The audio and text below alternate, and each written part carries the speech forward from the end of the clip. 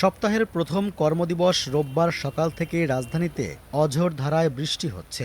এই ভারী বর্ষণে ঢাকার বিভিন্ন এলাকায় তীব্র জলাবদ্ধতা সৃষ্টি হয়েছে, ফলে তলিয়ে গেছে বহু সড়ক। এতে স্কুল কলেজগামী শিক্ষার্থী, চাকরিজীবী ও সাধারণ যাত্রীদের পোহাতে হচ্ছে চরম দুর্ভোগ।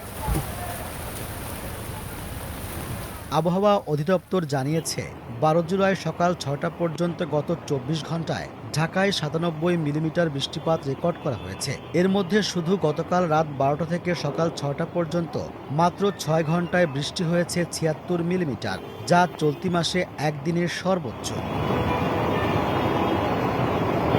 আজ রাজশাহী, রংপুর, ঢাকা ও চট্টগ্রাম বিভাগে তুলনামূলক বেশি বৃষ্টি হতে পারে বলে আভাস দিয়েছে আবহাওয়া অফিস।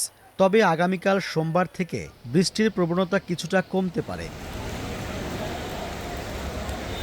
টানা বৃষ্টির কারণে রাজধানীর কারওয়ান বাজার, ফকিরাপুল, মিরপুর, আরামবাগ, মতিঝিল সহ বিভিন্ন গুরুত্বপূর্ণ সড়কে পানি জমে গেছে। ফলে যানবাহন চলাচল ব্যাহত হয়ে সৃষ্টি হয়েছে দীর্ঘ যানজটের। আর রাস্তাঘাট ডুবে যাওয়ায় পথচারীদের অবর্ণনীয় দুর্দশার মুখোমুখি হতে হচ্ছে।